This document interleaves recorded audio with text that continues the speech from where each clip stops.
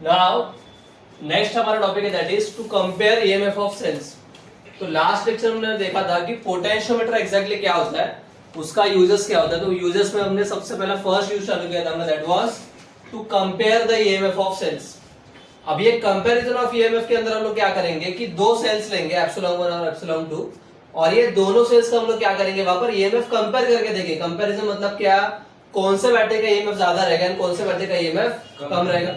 तो वो टेस्ट करने के लिए हमारे पास दो मेथड्स है। तो मेथड 1 हमारा लास्ट लेक्चर में हो गया था, नाम है दूसरा मेथड 2, और ये मेथड 2 का ही दूसरा नाम होता है आपका सम डिफरेंस मेथड। अब ये सम डिफरेंस मेथड क्यों बोलते हैं समझेगा आपको आगे जाके। तो यहाँ पर ये डायग्राम समझने के पहले कुछ बेसिक टर्म समझ लेते हैं। तो बैटरीज के अंदर यहाँ पर हम लोग दो मोड्स देखेंगे। पहला मोड देखेंगे हम लोग that is sum mode, and जो सेकंड मोड देखेंगे हम लोग that will be difference mode. अब ये सम मोड का मतलब क्या रहेगा कि जिसके अंदर हमारी दो बैटरीज का कनेक्शन कुछ ऐसा रहेगा कि जहां पर जो फर्स्ट बैटरी है, फर्स्ट बैटरी का negative terminal is connected to the positive of the second battery, या फिर negative of positive of the first battery is connected to the negative of the second battery. मतलब क्या, minus को plus connected रहेगा, plus को minus connected रहेगा। तो जब भी आपका ऐसा कनेक्शन रहेगा तो उसको हम लोग बोलते हैं सम मोड। और इन दिस कॉन्फ़िगरेशन आपका जो बैटरीज है उसका ईएमएफ क्या होता है, ऐड होता है। तो यहाँ पर क्या होगा, एप्सिलॉन 1 प्लस एप्सिलॉन 2, मतलब दोनों का मिलके जो ईएमएफ मिलेगा मुझे कुछ ऐसा मिलेगा कि जहां पर ईएमएफ्स ऐड होंगे। वहीं पर हमारा जो दूसरा मेथड है उसको बोलते हैं हम लोग डिफरेंस मोड। डिफरेंस मोड के अंदर क्या होगा आपका कि जहां पर सेम टर्मिनल कनेक्टेड रहेंगे, नेगेटिव को नेगेटिव या फिर और आपका पॉजिटिव को कनेक्टेड रहेगा। इन बोथ सिचुएशंस हमारा ईएमएफ क्या होगा, सब्ट्रैक्ट होगा। मतलब दोनों का मिलके जो ईएमएफ रहेगा वो क्या हो जाएगा, हमारा माइनस होगा। तो दैट्स उसको हम लोग क्या बोलते हैं, डिफरेंस मोड। और यही इसका यूज करके हम लोग क्या करेंगे, यहाँ पर हमारे ईएमएफ कंपेयर करेंगे। ठीक है, तो कैसे करेंगे देखते हैं। सबसे पहले डायग्राम समझ के लेते हैं। तो यहाँ पर अगर आप देखोगे तो ये जो पूरा पार्ट है ये पूरा पोटेंशियोमीटर का पार्ट है कि जहां पर आपका एक की है, एक मेन बैटरी जिसका वोल्टेज एप्सिलॉन, एक रेजिस्टेंस, और यहाँ पर आपका ये जो है ये क्या पोटेंशियोमीटर वायर है। बस मैंने यहाँ पर क्या किया, पॉइंट ए के आगे यहाँ पर एक्स्ट्रा एक्सटेंशन जोड़ दिया कि जहां पर हम लोग क्या करेंगे, ये फर्स्ट बैटरी है एप्सिलॉन 1 और एप्सिलॉन 2 कौन सा बैटरी है, जो दो बैटरीज को मुझे कंपेयर करना था उनको मैं क्या करूंगा, यहाँ पर कनेक्ट करूंगा। और प्रीवियस इसमें आपको दो ही स्विचेस थे, K1 एंड K2। यहाँ पर आपको 4 स्विचेस दिखेंगे, K1 K2 K3 एंड, तो आपको ऐसे कुछ 4 टर्मिनल्स यहाँ पर दिखाई देंगे। और उसको ही कनेक्टेड रहेगा आपका जॉकी कनेक्टेड रहेगा जिसके अंदर गैल्वेनोमीटर भी रहेगा। ठीक है, अभी यहाँ पर 1 बाय 1 देखते हैं कि इसके अंदर हम लोग कैसा इसको यूज करने वाले हैं। ठीक है, तो सबसे पहला फर्स्ट स्टेप में हम लोग क्या करेंगे, तो when K1 and K3 are closed, मतलब क्या कि जब भी मेरा स्विच K1 और K3 ये दो स्विचेस जब भी ऑन रहेंगे, एट दैट टाइम मेरा कैसा कनेक्शन होने वाला है वो देखो। तो फॉर एग्जांपल अगर मैंने K1 और K3 को कनेक्शन किया, वो ऑन किया, तो ये कनेक्शन कुछ ऐसा हो जाता है। करेक्ट है। अभी ये कनेक्शन का खासियत क्या, देखो यहाँ पर क्या हो रहा है, यहां से आपका करंट आएगा, ये जो नेगेटिव एंड है फर्स्ट बैटरी का वो जाके किसको कनेक्टेड देखो, डायरेक्टली एप्सिलॉन 2 के पॉजिटिव को, मतलब negative is directly connected to the positive of second battery. तो ये कौन सा मोड हुआ, सम मोड हुआ या डिफरेंस मोड हुआ, सम मोड हुआ। करेक्ट है। आशा राजभर बोलो भी यहाँ पर क्या होगा, ये सम मोड क्यों है, एप्सिलॉन 1 और एप्सिलॉन 2 सम मोड में क्यों है। यहाँ पर कनेक्टेड तो वैसे भी रहेगा, अगर मैंने ऐसा कनेक्शन किया तो भी कनेक्टेड रहेगा। सम मोड में मुझे कैसे समझ में आया, कहां पर ध्यान था, फिर नहीं ध्यान दे रहा, कंपल्सरी नहीं आने के लिए कुछ। तो यहां पर क्या हो रहा है, जो नेगेटिव टर्मिनल है फर्स्ट बैटरी का that is connected to the positive of the second battery. तो जब भी ऐसा कनेक्शन रहेगा तो उसको क्या बोलते हैं हम लोग, सम मोड। तो यहाँ पर भी वैसे ही कुछ हो रहा है ना। तो दैट्स व्हाई K1 और K3 जब भी ऑन रहेगा, एट दैट टाइम क्या रहेगा, मेरा जो दोनों स्विचेस वो कौन से मोड में रहेंगे, यहाँ पर दोनों के दोनों रहेंगे हमारे सम मोड के अंदर। और सम मोड के अंदर होने की वजह से यहाँ पर क्या होगा, दोनों का वोल्टेज ऐड होगा ना। अभी मैं क्या करूंगा, जैसे ही कनेक्शन करूंगा उसके बाद क्या करूंगा, ये जो जॉकी है, जॉकी को क्या करूंगा, अलग अलग जगह पर टैप करके देखूंगा हमेशा की तरह। और टैप करके मुझे क्या करना है, ऐसा पॉइंट ढूंढना है जहां पर गैल्वेनोमीटर पे कितना वैल्यू मिले मुझे, 0। और जिस पॉइंट पे हमें गैल्वेनोमीटर पे वैल्यू 0 मिलता है वो पॉइंट को हम लोग क्या बोलते हैं, नल पॉइंट बोलते हैं, या फिर दूसरा नाम क्या है उसका, बैलेंस पॉइंट। करेक्ट है। तो दैट्स व्हाई यहाँ पर मुझे क्या करना है, जॉकी को डिफरेंट पॉइंट्स पर टच करके क्या ढूंढना है, नल पॉइंट निकालना है। ठीक है, तो यहाँ पर हम लोग क्या करेंगे, फाइंड नल पॉइंट।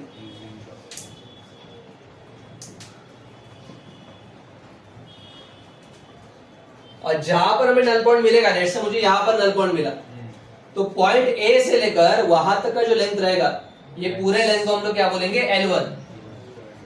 करेक्ट है। तो ये जो लेंथ है ना आपका, ये पूरा L1 रहेगा। कहां से, पॉइंट ए से लेकर पॉइंट जे तक। ठीक है, तो उसको हम लोग क्या बोलते हैं, बैलेंसिंग लेंथ। सो आपका जो बैलेंसिंग लेंथ रहेगा that will be your L1। और आपका करस्पॉन्डिंग इक्वेशन कैसा बनेगा फिर यहाँ पर, therefore epsilon 1 plus epsilon 2 is equal to K L1। और ये कहां से मिला, हम लोग ने देखा था फॉर्मूला की V इज इक्वल टू के इंटू एल फॉर्मूला होता है पोटेंशियोमीटर के अंदर, प्रीवियस लेक्चर में देखा था ना हमने। वही सेम यहाँ पर भी किया मैंने कि वोल्टेज इज इक्वल टू के इंटू एल। एल मतलब क्या, बैलेंसिंग लेंथ, लेकिन यहाँ पर बैलेंसिंग लेंथ कितना आपका, L1। तो दैट्स व्हाई क्या मिला, epsilon 1 plus epsilon 2 is equal to K L1। Now अभी सेकंड मोड के अंदर अभी हम लोग क्या करेंगे वो देखते हैं अभी यहाँ पर। तो कैसा आएगा, ये तो होगा फर्स्ट कंडीशन। ठीक है, नाउ अभी सेकंड कंडीशन में क्या करेंगे अभी हम लोग यहाँ पर, व्हेन अभी यहाँ पर K1 एंड K3 ऑन किया था, अभी उल्टा करेंगे, K2 एंड K4 ऑन करेंगे। तो when K2 and K4 are closed, कि जब भी क्या रहेंगे आपका K2 और K4 ऑन रहेंगे, एट दैट टाइम क्या होने वाला देखते हैं, इसका उल्टा होगा यहाँ पर। तो यहाँ पर क्या होगा, ये कनेक्शन कुछ ऐसा हो जाएगा, अभी ये ऐसा होगा। अभी यहाँ पर ध्यान से देखो, इसका जो निगेटिव है, निगेटिव जो इसको कनेक्टेड है, यहाँ से ऐसा कनेक्शन हो गया, ऐसा जाके निगेटिव को कनेक्टेड है। देखो ना, घूम फिर के आपका नेगेटिव जो है किसको कनेक्ट हो रहा है, जाके डायरेक्ट निगेटिव, मतलब नेगेटिव इज कनेक्टेड टू, और जब भी नेगेटिव कनेक्टेड रहेंगे तो उसको क्या बोलते हैं हम लोग, डिफरेंस मोड। दैट्स व्हाई यहाँ पर क्या होने वाला आपका, यहाँ पर रहेगा डिफरेंस मोड। करेक्ट है। डिफरेंस मोड के बाद में नेक्स्ट क्या करेंगे हम लोग, find null point. Again steps वही रहेंगे, यूजिंग जॉकी। अभी यहाँ पर ये जॉकी में अलग अलग जगह पर टॉप टैप करूंगा। अभी जरूरी नहीं कि मुझे सेम पॉइंट पे बैलेंसिंग पॉइंट मिले, मुझे कहीं पर और आगे पीछे मिल सकता है। तो जहां पर भी मिलेगा वो वाला लेंथ क्या मेरा हो जाएगा फिर L2। उसको हम लोग क्या बोलेंगे, balancing length. So that's why यहाँ पर जो बैलेंसिंग लेंथ रहेगा that will be L2। So therefore हमारा जो करस्पॉन्डिंग इक्वेशन कैसा बनेगा, epsilon 1 minus epsilon 2 is equal to K. अभी यहाँ पर सबट्रैक्ट क्यों, बिकॉज़ यहाँ पर कौन सा मोड यूज हो रहा है, किसी क्लियर है। तो मुझे, मैं इसको पकड़ लेता हूं इक्वेशन नंबर 1, इसको पकड़ लेता हूं इक्वेशन नंबर 2, दोनों का भी डिवाइड कर लेता हूं। So therefore dividing equation 1 and 2, तो क्या होगा, ये अपॉन ये हो जाएगा, epsilon 1 plus epsilon 2 upon epsilon 1 minus epsilon 2 is equal to KL1 upon K। क्या होगा, K के कैंसिल होगा, तो क्या बचा, epsilon 1 plus epsilon 2 upon L1 upon L2। Correct है। एक तो ये इक्वेशन आपका फाइनल इक्वेशन, या फिर और अगर मैं इसको आपका जो आपका ऑपरेशन था ना आपको, इन्वर्टेंडो कंपोनेंडो वगैरह वो सब, ठीक है, तो वो सारा अगर अप्लाई करूंगा तो इसको मैं क्या कर सकता हूं, थोड़ा और मॉडिफाई करके लिख सकता हूं। कैसा, epsilon 1 upon epsilon 2 is equal to L1 plus L2 upon L1 minus L2। तो ये दोनों में सब कोई भी फॉर्म यूज कर सकते हो, और इस तरीके से मैं क्या कर सकता हूँ, किसी भी ईएमएफ को कंपेयर कर सकता है, कौन सा ईएमएफ बड़ा है कौन सा ईएमएफ छोटा है। ठीक है, तो सेम एप्लीकेशन है, बस वहां पर आप लोग डायरेक्टली करते थे, यहाँ पर थोड़ा सा दो मोड्स यूज करके करना है आपको, और कुछ नहीं। करेक्ट है। तो अगर एग्जाम में आएगा तो आपको मेंशन करके आएगा वैसे कि यहाँ पर आपको सम डिफरेंट मेथड से करना है या फिर मेथड 2 से करना है। क्लियर है। ठीक है, तो ये आपका इन शॉर्ट ये कैसे याद रखना है उसके स्टेप्स है। ये पहला कंडीशन, ये सेकंड कंडीशन और फाइनल इक्वेशन। एग्जाम में आपको प्रॉपर वर्डिंग्स करके लिखना है, वो नोट्स में आपको पीडीएफ में आ जाएगा। ठीक है, तो बस अब ये जो शॉर्टकट में कैसे याद रखना है वो लिख लो टेक्स्ट बुक में साइड में। अगला हमारा एप्लीकेशन है this to find internal resistance of a cell, कि अगर आपको कोई भी सेल दिया हुआ है और ये सेल का आपको क्या निकालना है, इंटरनल रेजिस्टेंस निकालना है। सबसे पहले समझना पड़ेगा कि इंटरनल रेजिस्टेंस होता क्या है। तो कोई भी सेल जो है, ये कोई भी सेल जब भी हम लोग सर्किट के अंदर कनेक्ट करते हैं तो सेल का बेसिकली काम होता है आपका to supply potential difference, voltage supply करने का काम रहता है। लेकिन ये जो बैटरी है इसका खुद का भी अपना रेजिस्टेंस होता है, जिसको हम लोग क्या बोलते हैं, internal resistance of a cell, जिसको डिनोट किया जाता है बाय स्मॉल आर। करेक्ट है। तो अगर मुझे ये रेजिस्टेंस निकालना है तो उसके लिए भी हम लोग क्या करेंगे, पोटेंशियोमीटर का यूज करेंगे। तो उसके लिए आपका सेटअप कुछ इस तरीके से रहेगा। इसके अंदर क्या होगा, आपका सबसे पहला बैटरी रहेगा, ये आपका मेन सप्लाई।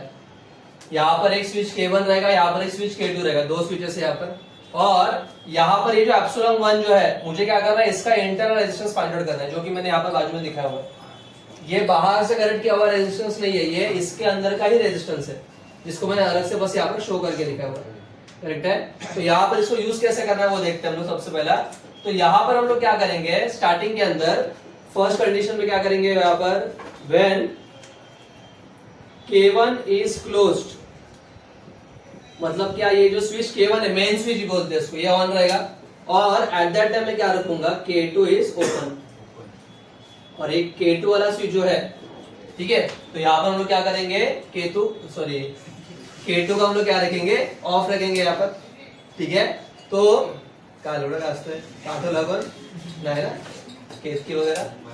तो यहाँ पर अभी क्या होगा, जो K2 है, ये K2 स्विच को मैं अगर ऑफ रखूंगा तो क्या हो जाएगा, ये वाला जो ब्रांच है ये सर्किट में से चला जाएगा। आपका जो करंट है, करंट यहां से फ्लो होगा क्या, नहीं। करेक्ट है। तो दैट्स व्हाई सर्किट के अंदर सिर्फ क्या रहेगा, एप्सिलॉन 1 इंटरनल रेजिस्टेंस और ये मेन बैटरी रहेगा, बस बाकी सब निकल जाएगा। अभी मैं क्या करूंगा, इन दिस कंडीशन यहाँ पर मैं क्या करूंगा, बैलेंसिंग पॉइंट निकालूंगा। फिर से एक बार, सारे ऑपरेशंस के अंदर आपको वही करना है, इसको अलग अलग प्लेस करके देखो, बैलेंसिंग पॉइंट निकालो, बैलेंसिंग लेंथ निकालो, सब में वही है। तो यहाँ पर भी क्या करेंगे, ये दोनों कंडीशन करके बैलेंसिंग लेंथ निकालेंगे, ठीक है। तो यहाँ पर क्या करेंगे, अगेन वही, फाइंड नल पॉइंट, करेक्ट है, यूजिंग जॉकी। और यहाँ पर मुझे जो बैलेंसिंग लेंथ मिलेगा उसको मैं यहाँ पर क्या पकड़ लेता हूँ, L1। यहाँ पर भी सेम, पॉइंट A से लेकर वहां तक का जो डिस्टेंस रहेगा, that will be my balancing length, ठीक है। तो यहाँ पर फर्स्ट कंडीशन इसीलिए है, इसका जो बैलेंसिंग लेंथ है it will B L1, correct है। और यहाँ पर आपका सर्किट के अंदर ये वाला बैटरी है, तो दैट्स व्हाई इसका जो इक्वेशन बनेगा वो कुछ इस तरीके से बनेगा, एप्सिलॉन 1 इज इक्वल टू बनेगा आपका K L1। Now second condition में क्या करेंगे अभी हम लोग, व्हेन K1 एंड K2, ये दोनों का भी हम लोग ऑन रखेंगे। पहले इसमें क्या किया था, K1 को ऑन रखा था, K2 को ऑफ रखा था। अभी क्या करेंगे, हमारा K1 भी ऑन और K2 भी ऑन रहेगा, ठीक है। तो यहाँ पर क्या होगा, K1 and K2 is closed, आपके दोनों भी स्विचेस यहाँ पर ऑन है अभी। तो अगर यहाँ पर दोनों स्विचेस ऑन है तो आपका करंट अभी दोनों में से फ्लो होगा, यहाँ पर यहां से भी जाएगा और नीचे वाले रेजिस्टेंस के अंदर से भी जाएगा। अभी मैं क्या करूंगा, ये जो रेजिस्टेंस है आपका एडजस्टेबल रहेगा, ये रेजिस्टेंस को कुछ ऐसा एडजस्ट करूंगा जिससे क्या हो जाए, मुझे यहाँ पर नल पॉइंट मिल जाए। फिर से एक बार, ठीक है। सो यहाँ पर भी क्या करेंगे, फिर से एक बार वही कि फाइंड नल पॉइंट, और इसका जो बैलेंसिंग लेंथ रहेगा it will be L2, correct है। तो यहाँ पर जो इक्वेशन बनेगा that will be by B is equal to K। Epsilon 2 ले नहीं सकते, बैटरी एक ही आपका वैसे भी, ठीक है। ना अभी ये इक्वेशन मिल गया, ये 1 ले, सॉरी इसको इक्वेशन नंबर 2 लेते हैं, और इसको अभी हम लोग ले लेंगे इक्वेशन नंबर 1। तो दोनों को डिवाइड करेंगे, सो डिवाइडिंग इक्वेशन 1 एंड 2, तो क्या मिलेगा आपका यहाँ पर, epsilon 1 upon V is equal to K L1 upon K L2। तो K के विल बी कैंसिल, तो क्या बनेगा, epsilon 1 upon V is equal to L1 upon L2, correct है। नाउ अभी नेक्स्ट अभी मुझे निकालना है यहाँ पर इंटरनल रेजिस्टेंस। ये जो इंटरनल रेजिस्टेंस है कौन से लूप में आ रहा है, ये लूप में आ रहा है, तो इसको नाम क्या लिया हुआ है, P Q, और क्या लिया हुआ नाम इसको ST। अभी P Q R S में लिया हुआ है, क्यों, बिकॉज़ R यहाँ पर ऑलरेडी हुआ है रेजिस्टेंस में यूज, ठीक है। तो वो कंफ्यूजन ना हो इसलिए अलग से नाम लिया, तो P Q S T, R को स्किप कर दिया, करेक्ट है। तो यहाँ पर हम लोग क्या करेंगे, applying KVL to loop P Q S T P, मतलब कौन सा वाला लूप का, ये छोटा लूप, इसको भी हम लोग क्या लगाएंगे, हमारा KVL लगाएंगे। लेकिन KVL लगाने के पहले मुझे क्या मालूम होना चाहिए, करंट का डायरेक्शन। बैटरी आपका ऐसा है, तो मुझे बता करंट अभी ऐसा फ्लो होगा या फिर ऐसा फ्लो होगा, ऐसा मैंने क्या बताया था कि करंट का डायरेक्शन अगर आपको नहीं दिया हुआ है तो सिंपली क्या करो, current will flow from positive to, यहाँ पर प्लस साइड कौन सा ये है तो करंट कैसे फ्लो होगा, आपको कुछ इस तरीके से ऐसा फ्लो होगा करंट, करेक्ट है। तो ये मेरा करंट रहेगा आई, कुछ ऐसा फ्लो होगा, यहाँ से जाएगा ना ऐसा। और मैं जो ट्रेसिंग ले रहा हूँ यहाँ पर, ट्रेसिंग आप कैसे ले सकते हो, हमेशा हम लोग कैसे लेते हैं, ऐसे लेते हैं क्लॉकवाइज, करेक्ट है। तो अभी यहाँ पर केबल लगाने के लिए पहले बैटरी से चालू करेंगे। बैटरी के अंदर मैंने क्या शॉर्टकट बताया था आपको केबल लगाने के लिए, बैटरी के अंदर केबल कैसे लगाते हैं, टेक सेकंड साइन। तो यहाँ पर क्या करेंगे, ट्रेसिंग के समझ आते वक्त क्या करेंगे, सेकंड नंबर वाला साइन देखेंगे। तो क्या आएगा, सेकंड नंबर में प्लस आ रहा है कि माइनस आ रहा है, ऐसे जा रहे हैं ना हम लोग। तो दैट्स व्हाई यहाँ पर क्या आएगा, माइनस एप्सिलॉन 1, उसका वोल्टेज कितना एप्सिलॉन 1। देन है रेजिस्टेंस, ये रेजिस्टेंस के अंदर करंट इधर जा रहा है और ट्रेसिंग, तो करंट और ये ट्रेसिंग अपोजिट रहेगा तो साइन प्लस आता है कि माइनस आता है, नेगेटिव प्लस आता है ना, प्लस आता है, करेक्ट है। मैं बोला प्लस तो प्लस। तो यहाँ पर क्या होगा, आपका अपोजिट रहेगा तो क्या आता है, आपका प्लस ही आता है, ठीक है। तो यहाँ पर क्या होगा, प्लस क्या आएगा, लेकिन हम लोग क्या लेते हैं, आई इंटू आर। यहाँ पर करंट कौन सा जा रहा है, आपका आई जा रहा है, इसलिए प्लस आई इंटू रेजिस्टेंस कितना, लेकिन यहाँ पर छोटा, तो इसलिए यहाँ पर क्या आएगा आर। देन यहाँ पर अभी ट्रेसिंग आ गया आपका, अभी यहाँ पर भी क्या हो रहा है, करंट आपका ट्रेसिंग यहाँ पर जा रहा है लेकिन करंट वहां पर जा रहा है, तो अगेन क्या हो रहा है, दोनों भी अपोजिट। तो यहाँ पर क्या आएगा, प्लस आएगा कि माइनस आएगा, क्यों सब लोग बोल रहे हैं इसीलिए। तो यहाँ पर क्या आएगा आपका, माइनस आएगा या फिर प्लस आएगा, प्लस आएगा। तो यहाँ पर plus again I into R, लेकिन यहाँ पर रेजिस्टेंस कितना भी, यहाँ पर कैपिटल आर, तो इसलिए क्या आएगा, plus I R is equal to 0।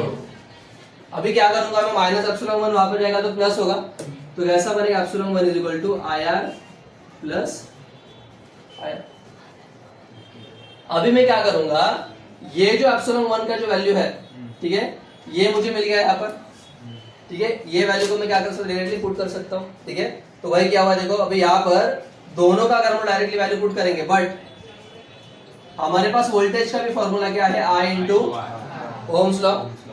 तो अभी यहाँ पर इसको और इसको डिवाइड करो, दोनों को, इसको जो इक्वेशन में 3 लेता हूँ, इसको 4 लेता हूँ, तो 3 और 4 को अगर डिवाइड करेंगे तो कैसा आएगा, epsilon 1 upon B is equal to I R plus I R upon I R. बहुत बच्चे भी क्या करेंगे, आई आर को कैंसिल कर देंगे, सेम दिखने वाला हर एक चीज कैंसिल होता, ठीक है। तो यहाँ पर दोनों का कैंसिल आउट होने के लिए क्या होना चाहिए, इसका फ्री होना जरूरी है ना बहुत। ये भी ऑलरेडी एंगेज है किसी के साथ, आई आर के साथ एंगेज है, प्लस माइनस रहेगा मतलब एंगेज है, इनटू डिवाइड है मतलब फ्री है, इधर भी भाग सकता है। तो यहाँ पर क्या होगा, इनके बीच में ऑपरेशन नहीं होगा, लेकिन दोनों के अंदर क्या कॉमन है, आई कॉमन है ना, तो दोनों में के अंदर कॉमन चीज अगर बाहर निकालेंगे तो उसको कैंसिल आउट कर सकते हैं। तो क्या होगा, epsilon 1 upon v is equal to I common निकलेगा, तो अंदर क्या बचा, r प्लस r अपॉन ये आई कैंसिल हो गया, तो क्या बच गया आपका फिर यहाँ पर, therefore epsilon 1 upon v is equal to क्या बचा, r plus r upon r, correct है। तो ये मुझे मिल गया इसका वैल्यू नाउ। लेकिन मुझे क्या निकालना है, एक्चुअल में मुझे निकालना है इंटरनल रेजिस्टेंस निकालना है। एप्सिलॉन 1 अपॉन v का वैल्यू मुझे मालूम है ना कितना है, L1 अपॉन L2, तो इसकी जगह पर क्या लिख सकता हूं मैं, L1 अपॉन, ये कहां से आया, फ्रॉम इक्वेशन नंबर, इसको कोई भी इक्वेशन दे दो, ठीक है, तो वहां से मिल गया ना।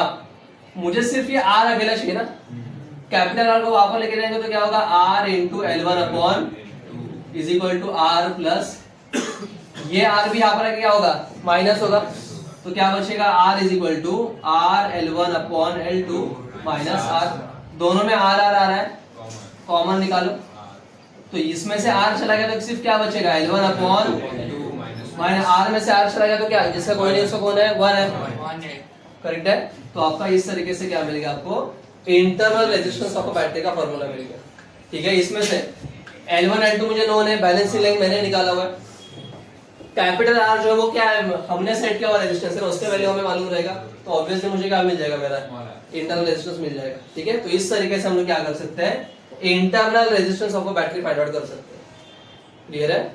इसका भी आपको ये यहाँ पर बहुत सारा स्टेप डायरेक्ट दिया हुआ है टेक्स्ट बुक में, हम लोग क्या करके जाते हैं, रट्टा मार के देते हैं, ये आ गया फिर हाँ ये लिखने का, ये आ गया डायरेक्ट यही क्वेश्चन लिखने का, और उल्टा उल्टा ही लिख के आते, तो उससे जो स्टेप बाय स्टेप याद रखो, सिंपल रहेगा, रट्टा मारने का भी जरूरत नहीं है। क्लियर है, ये सब नोट डाउन कर लो। नाउ नेक्स्ट अभी हमारा टॉपिक है that is applications of potentiometer. अभी लास्ट टाइम हमारा होगा था यूजेस कहाँ पर होता है पोटेंशियोमीटर का, वो देखा था हमने। तो उसमें हमने पार्ट्स देखे थे। सबसे पहले देखा था हमने to measure the unknown resistance, second में देखा था हमने उसके बाद to measure the internal resistance of a cell, और एक देखा था हमने कौन सा, पोस्ट ऑफिस बॉक्स देखा था, करेक्ट है। तो ये जो सारा देखा था आपने इसके प्रीवियसली होता है उसका यूजेस। अभी नेक्स्ट टाइम हमें देखना है उसका एप्लीकेशंस कहाँ पर होता है रियल लाइफ में। तो उसमें सबसे पहला फर्स्ट एप्लीकेशन आपको दिया गया दैट इज वोल्टेज डिवाइडर। अब ये वोल्टेज डिवाइडर कैसा काम करता है, नाम की तरह ये क्या करेगा, वोल्टेज को डिवाइड करने का काम करेगा। लेकिन सवाल ये आता है कि ये जो डिवाइड होता है, डिवाइड होता कैसे। सबसे पहले क्या करेंगे हम लोग यहाँ पर कि जो बैटरी आपका, ये बैटरी को कनेक्ट करेंगे हम लोग पोटेंशियोमीटर वायर पे, जो ए से लेकर बी तक दिख रहा है, ये पूरा का पूरा आपका पोटेंशियोमीटर वायर, करेक्ट है। और इसके ही आगे हमने कनेक्ट किया हुआ डिवाइस। अब ये कौन सा डिवाइस रहेगा, वो डिवाइस जिसको मुझे वोल्टेज सप्लाई करना है। कोई कोई एप्लीकेशंस में अंदर क्या होता है कि आपको जो वोल्टेज है वो वैरिंग वोल्टेज चाहिए रहता है, कि कभी आपको कम वोल्टेज देना रहता है, कभी हाई वोल्टेज देना रहता है, उसके हिसाब से। तो यहाँ पर हम लोग क्या करेंगे, ये जो डिवाइस है उसका एक एंड कनेक्ट करेंगे पॉइंट ए को, जहां से मेरा पोटेंशियोमीटर स्टार्ट हुआ, और जो दूसरा एंड है, ये दूसरा एंड हमारा रहेगा मूविंग रहेगा। ये जैसे आपका चौकी रहता था वो मूविंग रहता था, वैसे यहाँ पर ये वाला एंड भी क्या है, एंड पी क्या है आपका, मूविंग रहेगा। अभी यहाँ पर सिंपल कंसेप्ट क्या है कि अगर मान के चलो कि मैंने यहाँ पर क्या कर दिया, यहाँ पर 10 वोल्ट का सप्लाई दिया, कहाँ पर, बैटरी को, मतलब मैंने यहाँ पर 10 वोल्ट का बैटरी यूज किया। नाउ ये जो 10 वोल्ट का बैटरी है इसका ही सेम टू सेम वोल्टेज यहाँ पर अपीयर होगा, कहाँ पर, पॉइंट ए और बी के बीच में। मतलब पॉइंट ए से लेकर बी तक का जो वोल्टेज रहेगा वो कितना रहेगा, अप्रॉक्स 10 वोल्ट। नाउ ये जो डिवाइस है, ये डिवाइस क्या कर रहा है, ये जो एंड है मूविंग एंड, ये मूविंग एंड क्या करता है, वायर ए बी को दो हिस्सों में बांट रहा है, एक L1 और एक देखो ना, अगर ये पॉइंट P यहाँ पर रहेगा तो इतना पार्ट L1 हो जाएगा, बचा हुआ L2 रहेगा। मतलब इन शॉर्ट पॉइंट P क्या कर रहा है, वायर AB को डिवाइड कर रहा है दो हिस्सों में, L1 और L2। अब यहाँ पर सिंपल कंसेप्ट क्या होता है कि ये जो पॉइंट P है वो जिस रेशियो में डिवाइड करेगा वायर A और B को, उसी रेशियो में आपको दोनों वोल्टेजेस मिलेगा। मतलब क्या, फॉर एग्जांपल मान के चलते कि ये जो पॉइंट P है ये फिलहाल A और B के एग्जैक्टली सेंटर में, मतलब मिड पॉइंट पे। इसका मतलब क्या, L1 और L2 दोनों सेम सेम रहेंगे। मतलब यहाँ पर क्या हुआ, वायर AB जो है वो हाफ हाफ पे डिवाइड हो गया इक्वली। तो यहाँ पर भी L1 जो है उसका लेंथ और इसका लेंथ क्या है, सेम है। तो यहाँ पर क्या होगा, आपका वोल्टेज भी क्या हो जाएगा, यहाँ पर हाफ हाफ होगा। मतलब वायर का अगर रेशियो अगर आपका हाफ हाफ है तो आपका वोल्टेज भी क्या हो जाएगा, मतलब मुझे यहाँ पर 5 वोल्ट मिलेगा, यहाँ पर भी, ठीक है। तो जो रेशियो रहेगा वो रेशियो के हिसाब से आपका डिवाइडेशन होगा। अगर मेरा L1 और L2 जो है अभी यहाँ पर हाफ हाफ में डिवाइड होगा, मतलब रेशियो कितना रहेगा, 1:2, मतलब ये हाफ हाफ डिवाइड हो गया, मुझे समझ में आ गया। अगर यहाँ पर ये जो आपका वायर है, ये वायर अगर डिवाइड हो गया लेट्स से L1/L2, ये डिवाइड हो गया 3:2 के रेशियो में, मतलब 3 पार्ट L1 के और 2 पार्ट्स L2 के, करेक्ट है। मतलब यहाँ पर क्या होगा, जो डिवाइडेशन हो गया, ये डिवाइडेशन कैसे हुआ आपका कि ये यहाँ तक आपका L1 रहेगा और बचा हुआ पार्ट L2। तो वहां पर वोल्टेज कैसे डिवाइड होगा, 3 हिस्से ना, 10 वोल्ट का टोटल 3 + 5 कितना, 2 कितना 5, मतलब वोल्टेज कितना हिस्से होंगे, 5। तो 5 हिस्से मतलब कितना, 2 वोल्ट का एक हिस्सा ना, 10/5 कितना, 2 वोल्ट। मतलब ये साइड में मुझे वोल्टेज कितना मिलेगा, 2 3 6 वोल्ट, और ये साइड में कितना मिलेगा बचा हुआ। मतलब इन शॉर्ट वोल्टेज कितना इसमें डिवाइड करना है ये मेरे हाथ में, मैं जितना इसको एडजस्ट करूंगा उतने हिसाब से मुझे यहाँ पर और यहाँ पर वोल्टेज क्या मिलेगा, अलग मिलेगा। लेकिन ये डिवाइस को कौन सा वोल्टेज आएगा, सिर्फ L1 वाला वोल्टेज आएगा। तो मुझे अगर यहाँ पर वोल्टेज ज्यादा चाहिए तो मैं क्या करूंगा, इसको यहाँ पर शिफ्ट करूंगा। अगर यहाँ पर वोल्टेज कम चाहिए तो इसको मैं लेफ्ट में शिफ्ट करूंगा। तो मतलब मेरा जैसा रिक्वायरमेंट है वो हिसाब से मैं क्या कर सकता है, यहाँ पर इसको वोल्टेज दे सकता हूँ। तो इन शॉर्ट यहाँ पर क्या हो रहा है, वोल्टेज डिवाइडेड हो रहा है ना, L1 और यहाँ पर अलग वोल्टेज मिल रहा है, यहाँ पर अलग वोल्टेज मिल रहा है। और यहाँ पर खास बात ये है कि आपका जो वोल्टेज है वो आपके रिक्वायरमेंट के हिसाब से आप कैरी कर सकते हो, और जो भी रिक्वायर्ड वोल्टेज है वो मैं यहाँ पर इसको यहाँ पर दे दूंगा। तो अगर राइट में शिफ्ट करूंगा तो वोल्टेज बढ़ेगा, लेफ्ट में शिफ्ट करूंगा तो वोल्टेज इसको डिवाइस हो जाने वाला वोल्टेज, ठीक है। बस उतना ही है, इसमें डेरिवेशन वगैरह कुछ भी नहीं है। वैसा ही आपका सेकंड वाला का एप्लीकेशन दिया गया आपको, वो दिया गया आपको, दैट इज क्या दिया सेकंड एप्लीकेशन, ऑडियो कंट्रोल। अब ये ऑडियो कंट्रोल के अंदर ये कैसा होता है कि आपने बहुत बार देखा रहेगा कि जो साउंड ऑपरेटिंग मशीन्स होती है या फिर घर के अंदर भी स्पीकर वगैरह रहता है, तो स्पीकर के अंदर देखो नॉब्स रहता है। वो नॉब को अगर गोल गोल घुमाएंगे तो क्या होता है, वॉल्यूम बढ़ता है, और अगर उसको कम करेंगे तो वॉल्यूम। लेकिन सिर्फ वॉल्यूम का ही नॉब नहीं होता, कोई भी होम थिएटर को बास का ये रहता है, ट्रेबल का ये रहता है, नॉब रहता है, तो 3-4 ऐसे नॉब्स रहते हैं अलग अलग। इवन तो कार के अंदर भी देखो ना आपका वो जो वॉल्यूम वाला रहता है उससे बास भी एडजस्ट होता है, ट्रेबल भी एडजस्ट होता है, सब कुछ एडजस्ट होता है। लेकिन अभी एडजस्ट होता कैसे एग्जैक्टली, तो वो जो ऑडियो कंट्रोल के अंदर आप जो नॉब देखते हो वो नॉब बेसिकली क्या रहता है, पोटेंशियोमीटर रहता है। या फिर बहुत बार देखा रहेगा कि जो डीजे ऑपरेटर रहता है, हल्दी में गए रहे हैं ना कभी तो फ्री का नाचने के लिए, ठीक है, तो वहां पर क्या होता है, उसके पास जो ऑडियो कंट्रोलिंग डिवाइस रहता है वो स्लाइडिंग वाला रहता है। देखो वो ऊपर स्लाइड करता है वॉल्यूम बढ़ता है, नीचे स्लाइड करता है वॉल्यूम, फिर वो बास टेबल वगैरह वगैरह बहुत कुछ रहता है वो एडजस्ट करता है ना उससे। तो वहां पर नॉब कौन सा यूज करता है, वो स्लाइडिंग नॉब बोलते हैं उसको। और जो हमारे घर में स्पीकर है उसका नॉब कैसा रहता है, रोटेटिंग नॉब रहता है। तो ये रोटेटिंग नॉब हो गया या फिर स्लाइडिंग नॉब हो गया, दोनों में क्या यूज होता है आपका, ठीक है, मतलब ये पोटेंशियोमीटर ही रहता है उसके पीछे। ठीक है, सिंपल लॉजिक है ना। मुझे स्पीकर का वॉल्यूम बढ़ाना है, स्पीकर का वॉल्यूम कभी बढ़ेगा जब उसको वोल्टेज ज्यादा जाएगा। सिंपल सी बात है ना, स्पीकर ज्यादा आवाज कभी आपको बाहर निकाल के देगा जब उसको वोल्टेज ज्यादा जाएगा। और वोल्टेज अगर हायर भेजना है तो मुझे सिंपली क्या करना है, पोटेंशियोमीटर के वायर का लेंथ, बिकॉज हमने पोटेंशियोमीटर में क्या देखा था कि voltage directly proportional to length of potentiometer wire. तो सिंपल है, जब आपको गोल घुमाते हो तो एट दैट टाइम क्या होता है, पोटेंशियोमीटर वायर का लेंथ बढ़ते जाता है। जब ये उसको फिर से रिटर्न घुमाते हो तो पोटेंशियोमीटर का वायर का लेंथ कम होता है। इसका मतलब क्या है, वायर का लेंथ कम हुआ तो वोल्टेज कम, और अगर वोल्टेज ही कम जाएगा तो स्पीकर का वॉल्यूम भी क्या हो जाएगा, ऑटोमेटिकली आपका कम हो जाएगा। तो इस तरीके से आपका ऑडियो कंट्रोल के अंदर भी क्या होता है, आपका पोटेंशियोमीटर ही यूज होता है। ठीक है, ये सारे थ्योरी टॉपिक्स है, इसका आपको आंसर दे देता हूं। देन जो आपका थर्ड वाला एप्लीकेशन है, थर्ड एप्लीकेशन क्या दिया गया आपको, एज अ सेंसर। ठीक है, अब ये सेंसर के तौर पे कैसे यूज कर सकते हैं वो देखते हैं हम लोग।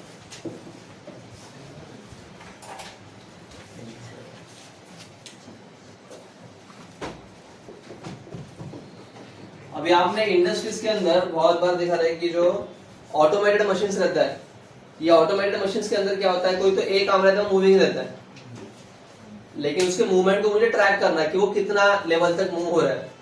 कि जैसे आपने ऑटोमेटिक प्रिंटिंग मशीन्स देखो या फिर ऑटोमेटिक पैकेजिंग मशीन्स देखो, उसमें वो जो उसका मूविंग आर्म रहता है वो बराबर वहां पर आके रुक जाता है, फिर रिटर्न जाता है।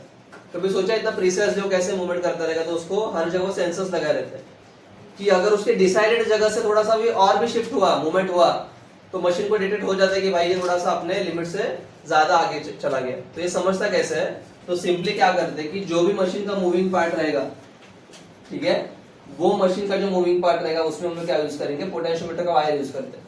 तो लेट से मैंने उसको पोटेंशियोमीटर का वायर कनेक्ट किया हुआ, ठीक है, और यहाँ पर लेट से है आपका कोई तो ऑब्स्टेकल या फिर कुछ भी समझ लेते हम लोग। तो हम लोग क्या करेंगे, यहाँ पर एक वायर यूज करेंगे, पोटेंशियोमीटर वायर। जब भी ये वाला जो पार्ट है वो बहुत आगे जाएगा तो ये वायर का लेंथ क्या होगा, कम होगा, फिर वायर का लेंथ बढ़ेगा। और वायर का लेंथ अगर चेंज होगा तो आपका पोटेंशियोमीटर आपको क्या करेगा, उसको वोल्टेज चेंज में शो करेगा ना। पोटेंशियोमीटर क्या करता है, वायर का लेंथ चेंज होता है वैसे पोटेंशियोमीटर अपना वोल्टेज चेंज करता है। तो जैसे ही वायर का लेंथ चेंज होगा, बढ़ेगा या फिर कम होगा, आपको पोटेंशियोमीटर के ऊपर से समझ में आएगा कि भाई इसका मूवमेंट थोड़ा सा भी ज्यादा आगे हो रहा है, तो वो कैच कर लेता है। और पोटेंशियोमीटर ही क्यों यूज करते हैं, बिकॉज पोटेंशियोमीटर का जो मेजरमेंट रहता है एकदम एक्यूरेट रहता है। हमने स्टार्टिंग में देखा था कि पोटेंशियोमीटर के अंदर जो वोल्टेज मेजरमेंट रहेगा एग्जैक्ट एक्यूरेट रहता है, कि थोड़ा सा भी अगर वायर में लेंथ चेंज हो गया तो इसका वोल्टेज चेंज होता है, इतना एक्यूरेट रहता है। तो यहाँ पर एकदम माइनर भी मूवमेंट हुआ तो भी आप क्या कर सकते हो, एग्जामाइन कर सकते हैं। नॉर्मली सेंसर के तौर पे क्या यूज करते हैं, प्रॉक्सिमिटी सेंसर यूज करते हैं, मालूम है ना, जो कार के अंदर रहता है ना पीछे, लेकिन वो वायरलेस रहता है ना, कि पीछे अगर ऑब्स्टेकल है और यहाँ पर ऐसे सेंसर्स रहते हैं, वो क्या करता है, नजदीक नजदीक जाएगा। वैसा ही है, जो लेंथ है वो लेंथ कैलकुलेट करके आपको आता है ना वहां पर 50 सेंटीमीटर 60 सेंटीमीटर, ठीक है, या फिर T T T T T बोल बसता है, लेकिन वो एग्जैक्ट एक्यूरेट रहता है कभी। देखो ना, सेम ऑब्स्टेकल के लिए कभी कभी 50-40 वो चेंज होते रहता है डिस्प्ले के ऊपर जो आता है, ठीक है, चलाने वाला भी बेचारा कंफ्यूज होता है, ठीक है। तो यहाँ पर, लेकिन वहां पर एक्यूरेसी का इतना जरूरत नहीं है। नॉर्मली 50 सेंटीमीटर तक आने के बाद रुक जाता है ड्राइवर, उसको मालूम पड़ता है चलो बहुत हो गया। लेकिन यहाँ पर 10-20 सेंटीमीटर का भी अगर आगे थोड़ा सा चेंज हुआ तो भी बहुत कुछ हो सकता है। तो दैट्स व्हाई यहाँ पे मुझे ऐसा कोई तो सेंसर चाहिए जो मुझे एग्जैक्ट एक्यूरेट रीडिंग दे सके, जो मुझे एग्जैक्टली बता सके कि यहाँ पर मूवमेंट कितना हो रहा है। और ये मूवमेंट आपको कौन बता सकता है? पोटेंशियोमीटर। बिकॉज पोटेंशियोमीटर के अंदर माइनर भी चेंज आ गया लेंथ में तो भी उसका वोल्टेज एग्जैक्टली चेंज हो जाता है वहां पर। तो फिर वो कितना वोल्टेज चेंज हुआ उसके हिसाब से हम लोग देख सकते हैं कि यहाँ पर कितना मूवमेंट हुआ रहेगा। तो दैट्स व्हाई इसको एज अ सेंसर भी यूज कर सकते हैं, इसको मोशन सेंसर भी बोलते हैं। ठीक है, बिकॉज ये बेसिकली क्या कर रहा है? मोशन को डिटेक्ट कर रहा है ना कि कितना मोशन हो रहा है। करेक्ट है ना? अभी ये जो आपका पोटेंशियोमीटर है, ये पोटेंशियोमीटर के भी हम लोग देखेंगे आगे, दैट इज उसके मेरिट्स क्या और डिमेरिट्स क्या, मतलब एडवांटेजेस क्या और डिसएडवांटेजेस क्या। ठीक है, तो अभी यहाँ पर एडवांटेजेस के अगर हम लोग देखेंगे तो सबसे पहला अगर आप देखोगे वहां पर तो फर्स्ट एडवांटेज क्या दिया गया आपको, that is potentiometer is more sensitive then voltmeter. अब ये सेंसिटिविटी हाई, इसका मतलब क्या होता है कि मान के चलते हैं कि आपके पास एक वोल्टमीटर है, वोल्टमीटर में सिंपली क्या रहता है, यहाँ पर रीडिंग्स रहता है ना, ठीक है, और यहाँ पर ऐसा उसका नॉब रहता है। अभी ये जो पोटेंशियोमीटर को मैंने लेट से अप्लाई किया 5 वोल्ट, तो एज्यूम करते कि इसका जो काटा है वो वही बराबर एकदम 5 वोल्ट के ऊपर आके रुक गया, तो रीडिंग बराबर दिखा रहा है। अभी क्या हो गया, ये जो वोल्टेज है वो थोड़ा सा फ्लक्चुएट हो गया, मतलब 5 वोल्ट से फिर क्या हो गया, लेट से 5.05 वोल्ट हो गया, और एकदम माइनर चेंज हो गया। करेक्ट है, 0.1 का भी आधा इतना सा वोल्टेज चेंज हुआ। लेकिन ये वोल्टेज के लिए भी क्या होगा, आपका जो पोटेंशियोमीटर है उसका जो नीडल है वो नीडल चेंज है वो उधर रहेगा। क्यों? बिकॉज इतना माइनर चेंज है आपका जो वोल्टमीटर है डिटेक्ट कर ही नहीं सकता। ठीक है, और ऊपर से वोल्टमीटर का रीडिंग तो मोस्टली गलत आता ही है। क्यों? बिकॉज इसमें रेजिस्टेंस रहता है खुद का। ठीक है, तो इसका मतलब क्या कि वोल्टमीटर जो रहता है वो एकदम माइनर चेंजेस जो रहेगा वोल्टेज के अंदर इसको डिटेक्ट कर सकता है क्या? ठीक है, तो इसका मतलब क्या है, इसका सेंसिटिविटी है वो इतना बराबर नहीं रहता। लेकिन वहीं पर अगर आप पोटेंशियोमीटर यूज करोगे उसमें माइनर भी वोल्टेज चेंज हुआ तो भी वो क्या कर सकता है, इजीली डिटेक्ट कर सकता है। तो इसलिए आपको बोला गया है कि पोटेंशियोमीटर जो रहता है ये क्या रहता है, मोर सेंसिटिव। तो यहाँ पर फर्स्ट एप्लीकेशन वही रहेगा आपका कि potentiometer is more sensitive then voltmeter. तो ये एक उसका पहला एडवांटेज है। सेकंड उसका फायदा क्या है, तो potentiometer can be used to measure potential difference as well as EMF of a cell.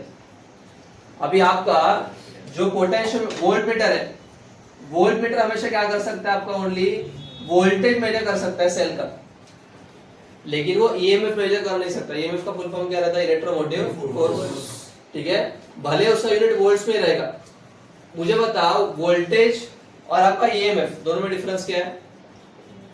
Voltage कैसा निकालते मालूम है कि अगर कोई भी दो पॉइंट्स है, ये पॉइंट ए है और ये पॉइंट बी, तो वोल्टमीटर सिंपली क्या करता है, ये दोनों पॉइंट्स के बीच का जो पोटेंशियल उसको सब्ट्रैक्ट करता है कि लेट से यहाँ पर है 10 वोल्ट और यहाँ पर है 3 वोल्ट, तो आपको पोटेंशियोमीटर पे रीडिंग कितना दिखाएगा, दिखाएगा आपको 7 वोल्ट।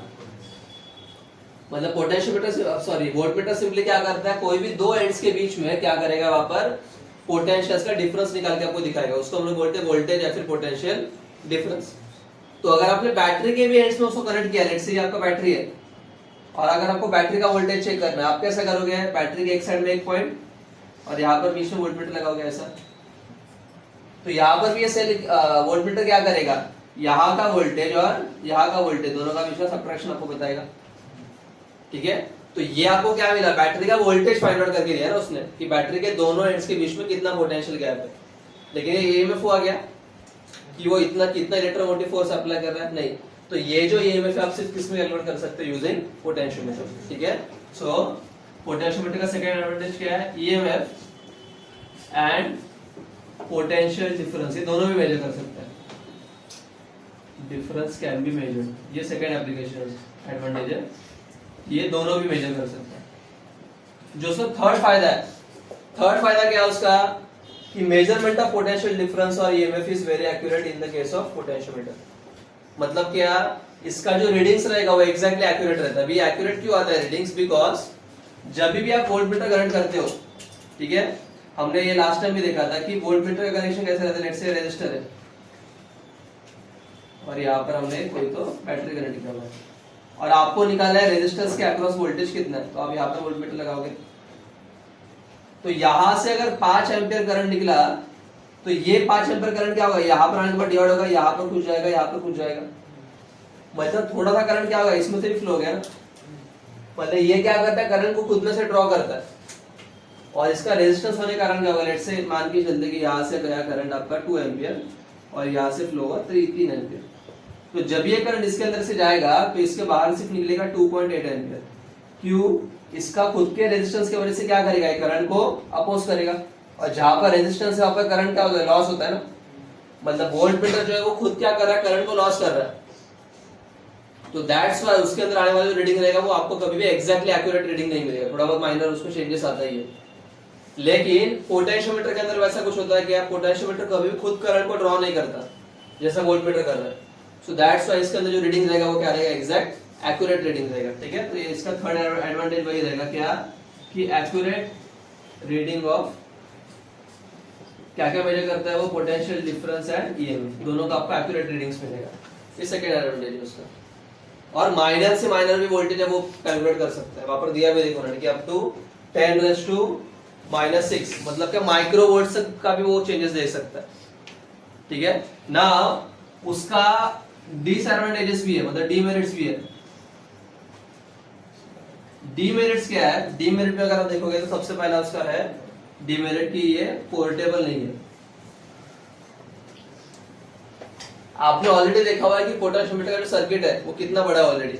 तो उसके अंदर क्या क्या रहता है आपका, नॉर्मली एक बैटरी रहता है, देन आपका एक स्विच रहेगा, एक रेजिस्टर रहेगा, और उसके ऊपर आपका ऐसा बड़ा सा पोटेंशियोमीटर का वायर रहता है ना ऐसा। ठीक है, तो इतना बड़ा सर्किट सिर्फ मेजरमेंट के लिए लेके घूमना पॉसिबल है क्या? वोल्ट मीटर में सिंपली क्या रहता है, इतना सा डिवाइस रहता है, देखा रहेगा आपने कॉलेज में। ठीक है, तो वोल्ट मीटर जो है वो पोर्टेबल है, आप कहीं पर भी उसे कैरी कर सकते हो। पोटेंशियोमीटर का वैसा है क्या, साइज कॉम्पैक्ट ना होने के कारण वो पोर्टेबल। सेकंड उसका नुकसान क्या है कि direct measurement of potential difference is not possible. So direct measurement not possible. मुझे बताओ वोल्ट मीटर के अंदर आप वोल्टेज कैसा मेजर करते हो? वोल्ट मीटर के अंदर वोल्टेज कैसा मेजर करते हो हम लोग? सिंपली क्या करते हो, वोल्ट मीटर का जो दो वायर्स रहता है उसको आप किसी भी दो एंड में कनेक्ट करोगे, उसका निडल मूव होता है, वो निडल पे जो वैल्यू दिखेगा, अगर निडल 5 पे तो मैं बोलूंगा 5 वोल्ट है, 10 पे तो 10 वोल्ट है। तो यहाँ पर आपको रीडिंग लेना सिंपल है बहुत। पोटेंशियोमीटर में ऐसा कोई आपको निडल है क्या कि जहाँ पर आपको डायरेक्ट दिखा रहा है हाँ 10 पे आया मतलब 10 वोल्ट है? वहां पर आपको क्या करना पड़ेगा, पहले बैलेंसिंग लेंथ निकालो, याद है ना, पूरा प्रोसीजर करना पड़ेगा कि पहले बैलेंसिंग लेंथ निकालोगे, बैलेंसिंग लेंथ निकाल के फिर फॉर्मूला में वैल्यू डालोगे और तभी जाके वोल्टेज मिलेगा। मतलब यहाँ पर वोल्टेज का वैल्यू एक्यूरेट तो मिल रहा है लेकिन डायरेक्ट मिल रहा है क्या, आपको कैलकुलेशन करके निकालना पड़ता है ना, और कैलकुलेशन हमारा तो पहले से 36 का आंकड़ा है। ठीक है, सो दैट्स व्हाई ये उसका दूसरा नुकसान है क्या कि यहाँ पर डायरेक्ट मेजरमेंट नहीं है। आपको रीडिंग एक्यूरेट मिलेगा लेकिन आपको डायरेक्ट वहां पर निडल के ऊपर एक्यूरेट मतलब वैल्यू शो करेगा नहीं वोल्ट मीटर की तरह। तो ये सेकंड डिसएडवांटेज है। ठीक है, तो यहाँ पर हमारा पोटेंशियोमीटर पूरा खत्म। इसके अभी आगे चालू होगा हमारा गैल्वेनोमीटर। ठीक है, ये गैल्वेनोमीटर कैसे काम करता है वो देखेंगे। ठीक है, इसका